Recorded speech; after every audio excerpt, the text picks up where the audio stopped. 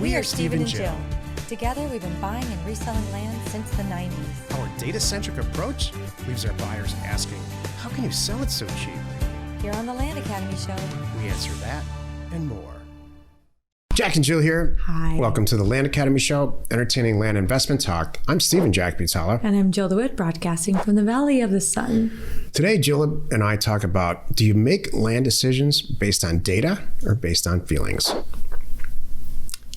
I think that we're both going to be surprised at each other's answer. Okay.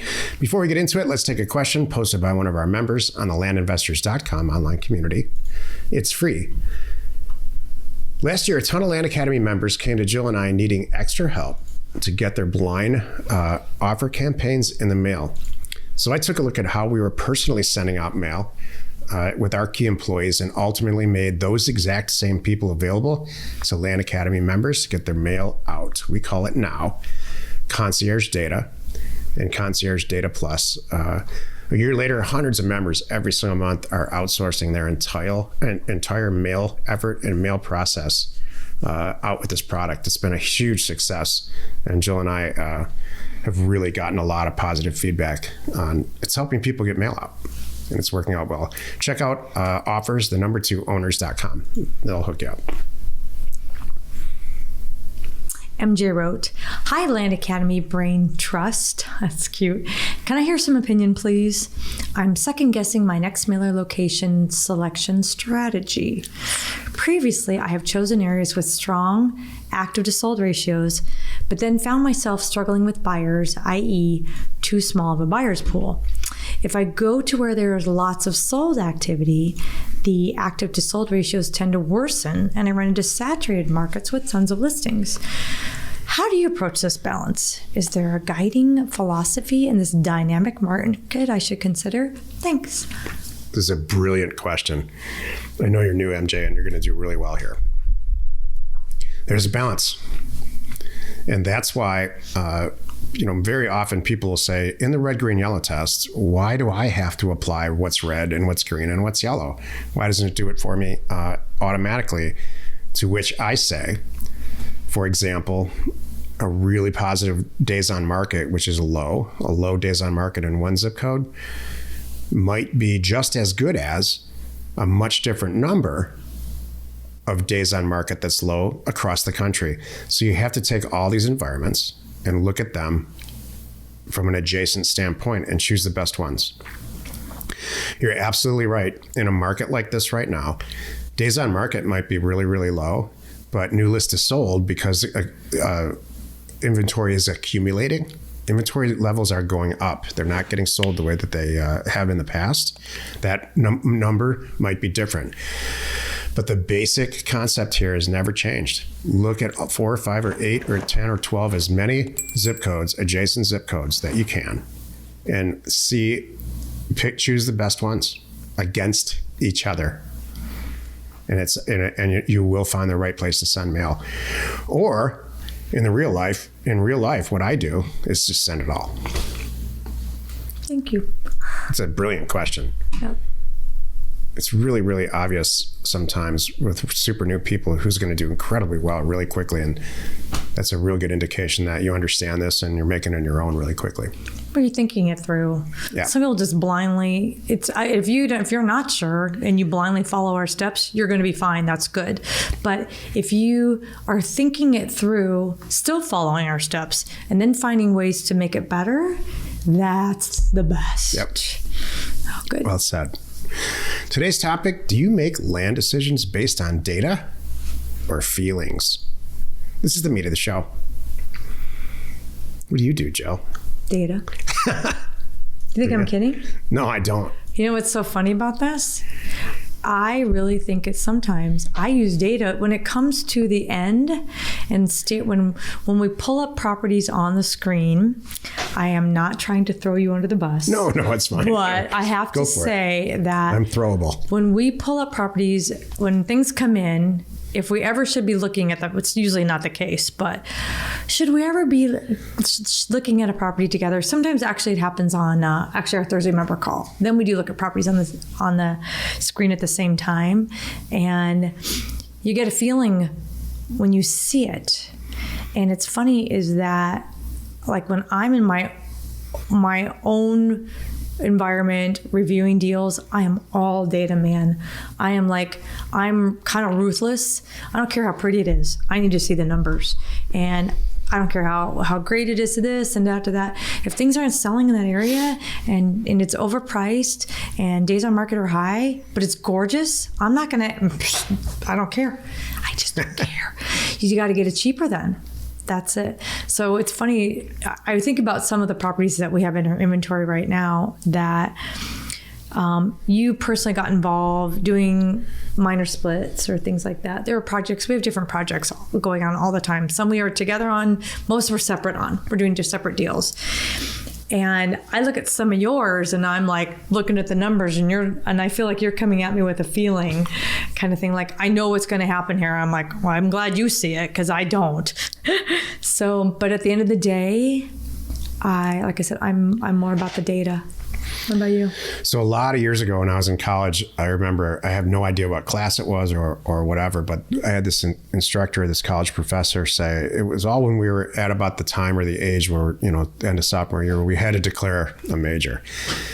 And we got on this topic and this professor gave us a big long speech about how getting a technical degree as a bachelor's degree is way more intelligent than getting a liberal degree or just an art degree, because you can do that anytime you want. And his rationale was, and this is my argument for data versus feelings, go get a technical degree.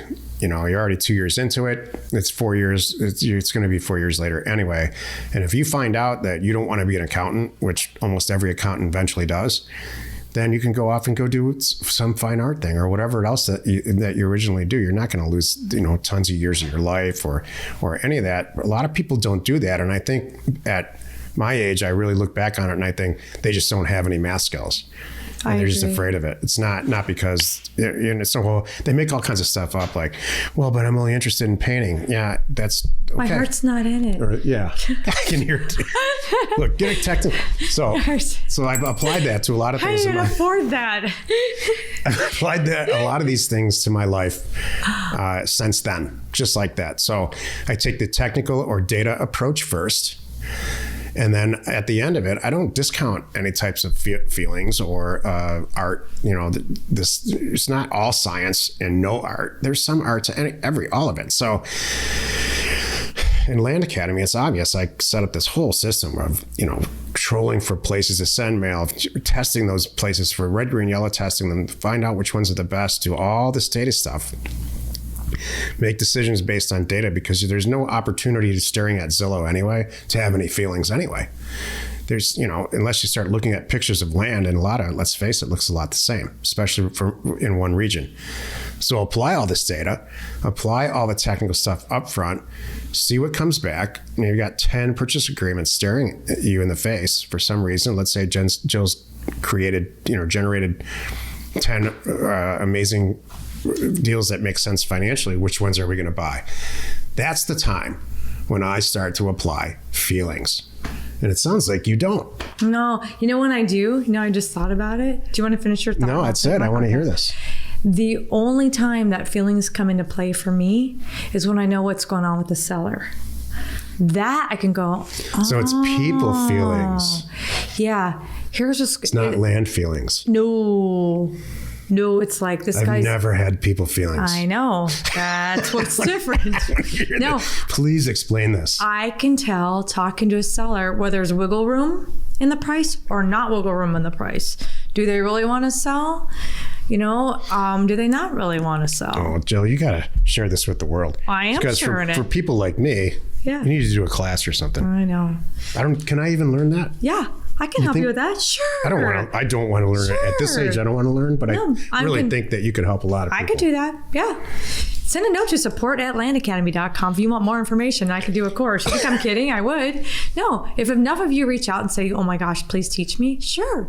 There are all kinds of things that you can pick up in the conversation, how they talk to you, the tone of the voice, the things that they say, Are they responsive when you call them? Are they overly eager? Are they really, there's so many things like that that I can teach you that you can be aware of and know like, okay, here's the deal. This property's fantastic, but not at this price. Then you can apply your feelings part of, I know I can work with the seller and probably get them on the same page with me because of these 3 things that Jill taught me to look for. Sure, I could do that. So that's when feelings come into play. You know, the world's packed full of like, be a better negotiator, all kinds of crap like that, all over the business self-help under that category. And I've taken some of those classes, not recently, obviously, but a lot of years ago, and it's all a bunch of crap. Yeah, there's a lot. There's one I had it in my Amazon cart and I deleted it because I'm like, looks like a stupid book. It was something about negotiating and it had a catchy, funny title that someone mentioned. So I threw it in my cart and I'm like, I'm not going to buy that. So let's just face it. I'm being devil's advocate here because I know that you're being this. I know this is a real thing because I've seen it. You know, yeah. I'm more wealthy because of your negotiation skills. Thanks. But is it just because you've been doing it for 25 years? Is that the real reason? No. I mean, that helps. No way, not at all. That helps to fine tune and perfect the skill. But I think I grew up knowing it and people told me that like, you do really get your way here. and you could take it, so you could take it a couple ways. I don't want to be that person. I'm not going to try to railroad people at all. I'm just not, because I think that comes back and I'm not willing. I don't want to be that person. But you can use the skill to like, I think that this guy really wants to sell. I think he needs this to make him happy, and I can make that happen. I can figure out what the person needs to get out of that transaction, and what I need to get out of that transaction, so we both walk away happy. That's the end goal. You don't want anybody to go, they beat me up. Yeah. So we can all agree on this. I mean, you have to start with data. Yeah. You can't just pick up the phone book and start calling people to they want to sell their land. Right. Which even in a way, there's a little bit of data in the phone book even. True. And you picked the area. You really need to have a data-centric, let's call it that, a data-centric approach to this, in my opinion. But you can't discount, emotions, feelings, and the artistic part of this, I think, at the tail end of the deal. Oh, yes. I think that's what you mean by, now a little bit more I understand, yes. Make my phone ring. Like if I make your phone ring 8 times, we're probably going to buy a property. If they're good properties. Yeah, that's exactly right. Assuming they're all great properties and I want them all, I'll get a bunch of them. I'll get 80% of them if you want them. This has been interesting. Thank you. I learned some stuff about you too. Get to know your business partner. Exactly. Yeah. Happy you could join us today. 5 days a week, you can find us here on the Land Academy Show. Tomorrow's Jack Thursday, and I'm going to talk about the psychology behind being a real estate agent versus being an investor. You are not alone in your real estate ambition. You know what's funny about this topic too is you don't have to be a pro in a certain property or an area or a type to make this happen. You just have to learn to listen and get on the same page with people. And get your point across. I think it comes easy to you and you think that it's simple, but something like this is somewhat insurmountable for somebody like me. Well, then you hire me. That's what I did. There you go. Oh my gosh. Hey, thanks for tuning in. By the way, we would love to connect with you on Clubhouse. Check it out. It's an app. It's really cool. We are live every first and third Thursday at 12 o'clock Pacific time in the Land Investing Club.